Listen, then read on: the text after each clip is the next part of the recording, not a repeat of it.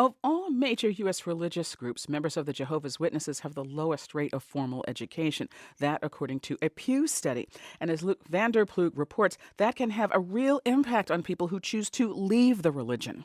Cracked leather couches and pictures from mission trips line the walls of a borrowed room at a church in Long Beach, California. My name is Dean. I was baptized in 93, left in 95. Becky Alvarez. I left in 94. My name is Dave Hampton. I'm married to an ex-witness, which is always fun. This is a meeting of the ex-Jehovah's Witnesses of Los Angeles, a support group that gets together once a month. Today it's about 12 people strong. Zachary Linderer left the Witnesses about 5 months ago. He's new to the meetings. Actually, this one today was my first time. How did you feel about it? It was a little funny, a little uncomfortable, but I don't know, I still relate to them very strongly because of my background, so it's kind of a mixed feelings. A main function of the support group is talking about that shared background. This week, the topic of discussion is how witnesses treat higher education. It's something that's played a major role in Zachary's life. I wanted to be a physicist or an oceanographer or something having to do with the sciences, but it was very clear that I wasn't going to be able to do that. Zachary's dad had heard stories about college. He told me that he knew people who were into science and it drug them right out of the truth. There was some secret, dangerous piece of knowledge that universities taught. I didn't know what that was, but it was just like a boogeyman. It's just there and it's going to get you, and if you do it, it's going to ruin you. I have long said, the better the university, the greater the danger. That's Anthony Morris III, a member of the governing body of Jehovah's Witnesses. Witness leadership declined to speak to NPR for this story. This is Morris in an online video. One brother likened his experience in a university setting to being in a house that is on fire. Spiritually speaking, he said, even if you escape alive, your clothes still smell like smoke.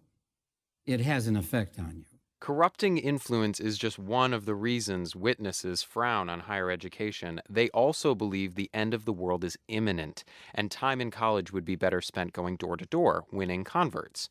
Zachary Linderer's family discouraged education so strongly that he never even finished high school.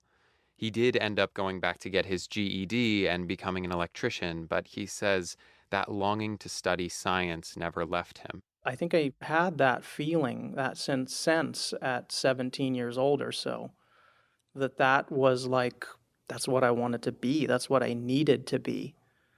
And there's been this hole ever since then. That's a sentiment I heard from nearly all of the 100 plus ex-witnesses I talked to. That feeling of being robbed of something. It's not unheard of for witnesses to graduate college, but it's very unlikely. Pew Research shows that only 9% of Jehovah's Witnesses get a bachelor's degree. That's well below the national average and the lowest of any faith group. The same study also shows that witnesses have some of the lowest income of any major religion. Amber McGee falls in that category. She grew up a witness in rural Texas. Her parents pulled her and her siblings out of school at a young age. My mom herself, who was supposed to be our homeschool teacher, was not capable of doing it emotionally, mentally. Amber's mother never finished high school. She had 3 young children. She was by herself, very far from family and even just grocery stores and that sort of thing. Eventually, Amber's mother gave up teaching them. The girls had to do it themselves using workbooks. I would do all of the multiple choice and true and false, and they would write all the essays for all the subjects. So it was really bad. I literally barely graduated. That's made life difficult for Amber. She's 34 years old, and the most she's made in a year is about $14,000. Amber and her husband left the Witnesses a year ago. They're doing better now financially, but it's still far from what Amber had hoped for her life. I was taught very, very young to stop dreaming, to not have dreams, that you'll never ever be a famous person or a doctor or a nurse. It's not possible. So now, as an adult, I'm learning to start dreaming again. If not for her own future, then definitely for the futures of her kids. For NPR News, I'm Luke Vanderploeg in Los Angeles.